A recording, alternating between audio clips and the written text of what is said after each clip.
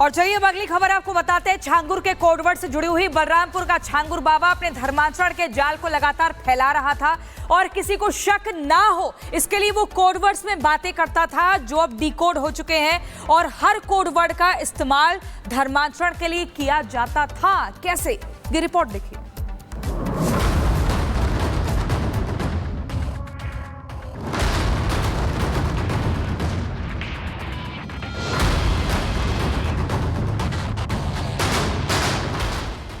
छांगुर बाबा ने धर्मांतरण का अपना जो नेटवर्क फैलाया था उसके हर राज अब खुलकर सामने आने लगे हैं।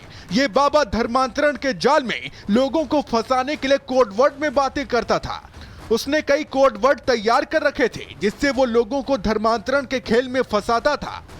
यूपी एटीएस की पूछताछ में ऐसे ही कई कोडवर्ड्स का पता चला है जिनका इस्तेमाल बाबा छांगुर अपने साथियों के साथ बातचीत में करता था। जैसे लड़कियों के लिए प्रोजेक्ट शब्द का इस्तेमाल किया जाता था, धर्मांतरण के लिए मिट्टी पलटना शब्द का इस्तेमाल करता था, ब्रेन वॉश करने को काजल करना कहता था, बाबा छांगुर से मिलने के लिए दर्शन शब्द का इस्तेमाल होता था।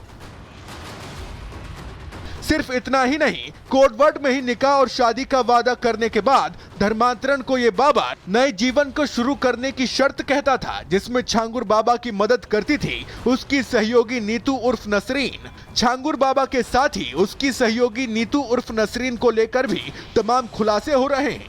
बताया जा रहा है कि नीतू को संतान नहीं हो रही थी, जिसके लिए उसने मुंबई में ही छांगुर बाबा से झाड़ फूंक करवाया। नीतू बाबा को जिंदा पीर के नाम से बुलाती थी। झाड़ फूंक के बाद नीतू को जब बेटी हुई तब से बाबा को लेकर उसके और उसके पति के मन में विश्वास और बढ़ गया। इसके बाद बाबा छांगुर ने नीतू और उसके पति का भी धर्म परिवर्तन कराया और इस तरह नीतू को नसरीन बनाया गया। नीतू और उसके पति का दुबई में धर्म परिवर्तन कराया गया था। गौर करने वाली बात यह है कि ये छांगुर बाबा अपने नाम से कोई प्रॉपर्टी नहीं खरीदता था, बल्कि नीतू और नसरीन के नाम से ही प्रॉपर्टी खरीदता था। छांगुर बाबा की कोठी में हमेशा 50 लोग मौजूद रहते थे, जिसमें महिलाएं और बच्चे भी शामिल थे। इसके निशाने पर ज्यादातर युवा लड़के और लड़कियां होती थी जिन्हें ये पैसों और नौकरी दिलाने का लालच देता था। इसके अलावा ये छांगुर बाबा युवाओं को विदेश भेजने का सपना भी दिखाता था। कुछ युवाओं को कथित तौर पर इस्लामी शिक्षण संस्थानों में मुफ्त पढ़ाई और विदेश में काम का लालच देता था, जिसके लिए वो नेपाल या फिर खाड़ी देशों का हवाला देता था, जिस वजह से लोग इसके धर्मांतरण वाले जाल में फंस जाते थे। लेकिन अब बाबा पर शिकंजा कस चुका है और साम्राज्य भी ध्वस्त किया जा चुका है और हर रात से पर्दा उठ रहा है। Bureau report, Republic Bharat. तो धर्मांतरण के आरोपी जलालुद्दीन उर्फ छांगुर के ठेकेदार ने कई सनसनीखेज खुलासे किए हैं। ठेकेदार ने बताया कि कोठी बनाने के लिए 12 करोड़ का ठेका दिया गया, लेकिन पेमेंट सिर्फ 5 करोड़ हुआ। ठेकेदार से पूरी बातचीत क्या हुई, ये भी सुनिए। ये बताइए, सबसे बड़ा सवाल है, कहा जाता है कि पहले आप छांगुर बाबा के साथ रहते थे।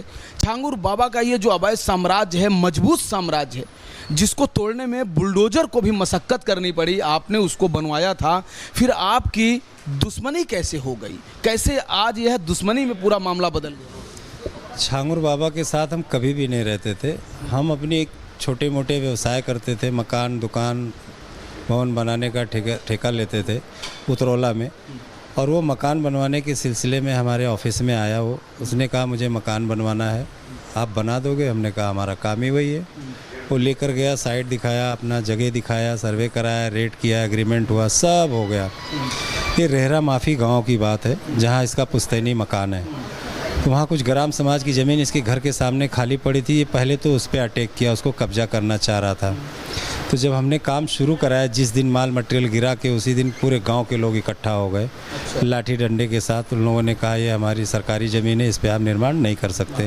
यानी कि पुश्तैनी जहाँ पर उसका घर था, रेहरा माफी, पहले काम आपने वहाँ शुरू कराया था? वहाँ शुरू कराया था। गाँव वालों ने आपत्ति उठाया तो वो काम बंद हो गया। यानी कि छांगुर चाहता था कि उस कब्जे वाली ज़मीन उसका घर बने। उस सरकारी ज़मीन को ये कब्जा करना चाह रहा था। इसका ऑलरेडी घर था, लेकिन इसके घर के सामने वो खाली ज़मीन काफ़ी दिनों से पड़ी हुई थी, लेकिन इसके पास पहले पैसे नहीं थे। अब ये पैसे आ गए, ये आज मुझे समझ में आ रहा है कि पैसे आने के बाद उस सरकारी ज़मीन को ये हथियाना चाह रहा था, लेकिन गांव वालों ने इसको विरोध किया, ज़मीन कब्जा नहीं कर पाया। उसके बाद में इसने कहा कि भैया ऐसा दूसरी कोई ज़मीन लेते हैं तो वहाँ बनाइएगा। कुछ दिन बीतने के बाद ये चांदौलिया दरगाह के पीछे 6 बीघे का एक पंडित जी से ज़मीन बैनामा कराया। यानी कि ये जो दरगाह के पीछे जो पूरा आलीशान इसका जो महल है छांगुर का, वह एक सनातनी ब्राह्मण का वो ज़मीन है, यानी उसका खेत है। जी, सनातनी ब्राह्मण का खेत है, उसका पुश्तैनी खेत है और उनसे इन्होंने ज़मीन उतरौला का ही रहने वाला है, कहीं बाहर चला गया? उतरौला का ही रहने वाला है। अच्छा। उतरौला का ही रहने वाला। खरीदी गई या कब्जा की गई, क्या हुआ बताइए? उसकी उस ज़मीनें खरीदी गई, दस्तावेज भी लगा, पैसा वगैरह दिया? पैसा दिया है। उसमें कुछ ज़मीनें जो इसने नहीं एक्सेप्ट किया, कहा नहीं इतनी ज़मीन नहीं है। उस टाइम वो ज़मीन का मालिक कह रहा था कि बाबा इतना नहीं, इतना, तो ये कम बता रहा था। बाबा कह रहा था इतना ही, इतने का पैसा दूंगा, और उतने का ही पैसा दिया जितना बाबा कह रहा था। वो गरीब आदमी था, वो लड़ भी नहीं सकता था इसलिए। तो बहरहाल बहुत हमें इसकी जानकारी नहीं थी, लेकिन इस बात को हम सुने तो आज मुझे याद आ रहा है कि उस टाइम इसके काले कारनामे के बारे में कोई नहीं जानता था, नहीं तो शायद वो सनातनी भाई इसको ज़मीन भी ना देते। बहरहाल वो ज़मीन ले लिया। इसने मुझसे कहा कि इसको बाउंड्री लगाना है। 16 लाख की बाउंड्री का काम से एग्रीमेंट किया, वो हमने बाउंड्री का काम। सबसे पहले उस ज़मीन पर आपने बाउंड्री का काम किया 16 लाख रुपए में, ये एग्रीमेंट हुआ था? इसका एग्रीमेंट हुआ था 16 लाख रुपए का बाउंड्री का काम का। उसके बाद इसने कहा मुझे तबेला बनवाना है, अस्तबल बनवाना है। अच्छा, अस्तबल और तबेला बनवाना है उसी बाउंड्री के अंदर? बाउंड्री के अंदर। अच्छा, उसके लिए कितना प्रस्ताव दिया? उसके लिए इसने मुझे कुछ 13,000 स्क्वायर फुट ज़मीन इसने कहा कि इतने ज़मीन में हमारा एक तबेला अस्तबल बना दो। 13,000 स्क्वायर फीट?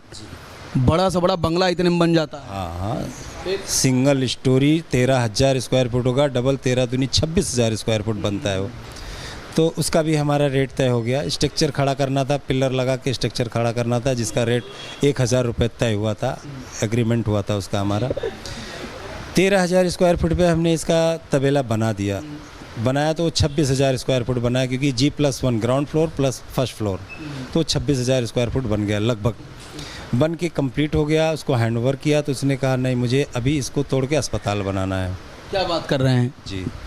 उसने कहा कितने दिन लगे थे आपको उसको बनाने में? उसको बनाने में हमको करीब साल भर लग गए थे। मतलब 1 साल में जो आपने स्ट्रक्चर खड़ा किया, कह रहा है उसको तोड़ दो, उसमें कुछ रिनोवेशन, हाँ, तोड़ के कुछ और बनाओ, अस्पताल बनाओ, मुझे अस्पताल चालू करना। उस तबेले को तोड़ के अस्पताल बनाओ। फिर तो हमने कहा इसका कास्ट बढ़ेगा। तो उसने कहा कितना? मैं बोला इतना, उसका हिसाब बता दिया। बोला इसका एग्रीमेंट बना लो।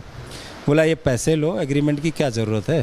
बाबू, आपको कभी समझ में नहीं आया कि ये जो इतना तोड़फोड़ करा रहा है, ये पैसे कहाँ से बाबा लाता होगा, कैसे देगा? आपको कभी डर नहीं लगा कि हमारे जो ये सारा जो पूंजी लग रही है इसमें, उसका क्या होगा, कभी बाबा ना दे तो? नहीं, ऐसा मुझे कभी लगा नहीं, क्योंकि वो इतना अच्छा बात करता था, ईमानदारी की बात करता था। जब भी पैसे की ज़रूरत होती थी, एक फ़ोन पे वो 5 मिनट के अंदर पैसा ट्रांसफर। विश्वास क्रेडिट जीत लिया। बहुत ही ज़्यादा उसकी मैं बहुत इज्जत किया हूँ। शायद मैं अपने पिताजी की उतनी इज्जत नहीं किया जब तक आप नहीं जानते थे? नहीं जानता था, जब तक नहीं जानता था मैं बहुत इज्जत दिया है। पूरा उतरौला जानता है कि मेरा उसका बहुत जमता था। मुझे ऐसा लगता था इससे अच्छा आदमी उतरौला में कोई होगा। इतना बड़ा काम मिल गया, आप लगातार वो सालों साल काम होता तो आपके लिए बड़ी अच्छी बात थी। 2 चीज़ थी, एक तो एजेड पर्सन था, दूसरा अच्छी बातें करता था, तीसरा हमारी रोजी उसमें लगी थी।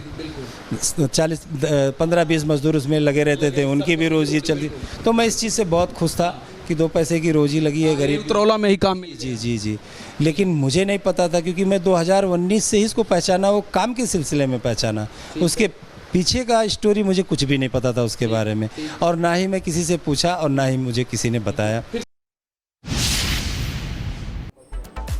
और धर्मांतरण मामले में गिरफ्तार बलरामपुर वाले छांगुर बाबा के काले साम्राज्य ध्वस्त कर दिया गया है, लेकिन अब इस साम्राज्य को लेकर कई बड़े खुलासे भी हो रहे हैं। बताया जा रहा है कि बाबा ने अपनी एक 50 युवकों की फोर्स तक तैयार कर रखी थी, जो बाबा छांगुर के निर्देश पर कुछ भी करने को तैयार रहते थे। इस रिपोर्ट में आपको दिखाते हैं इस फोर्स की पूरी जानकारी।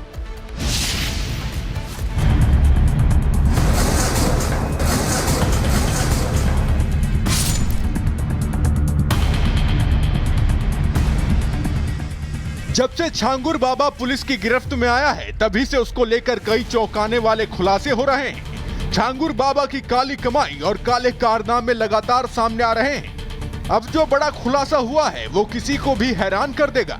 छांगुर बाबा उर्फ जलालुद्दीन के पास अपनी निजी फोर्स थी जिसमें 50 युवक शामिल थे जो छांगुर बाबा के एक इशारे पर कुछ भी कर गुजरने को तैयार रहते थे।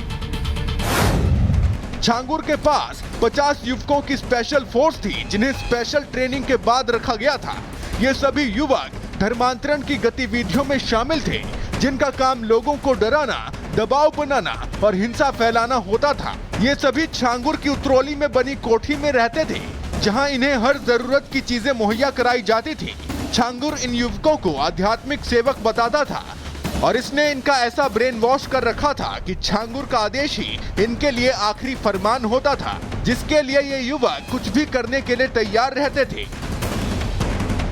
छांगुर ने इन युवकों को इस तरह तैयार किया था कि आदेश चाहे कानूनी हो या फिर गैर कानूनी, ये बिना सवाल जवाब किए ही आंखें मूंद कर उसका आदेश मान लेते थे। उतरौला में छांगुर बाबा के घर पर उत्तर प्रदेश एटीएस लेकर पहुंची। आज दूसरा दिन है रिमांड का। कल दिन भर लखनऊ में पूछताछ हुई नीतू से और छांगुर बाबा से, और आज आप देखिए कि उत्तर प्रदेश की जो एटीएस है वह यहां पर छांगुर बाबा को उसके ही घर पर लेकर आई है। ये एक बड़ा सा गेट है जिस गेट को बंद कर दिया गया है। अंदर आप देख सकते हैं एटीएस के जवान यहां पर वेपन के साथ पहरा दे रहे हैं। जो एटीएस के कमांडोज हैं काले ड्रेस में वह यहां पर हैं, और उत्तर प्रदेश की यानी कि उतरौला की जो लोकल पुलिस है राघवेंद्र सिंह जो सीओ है उनके नेतृत्व में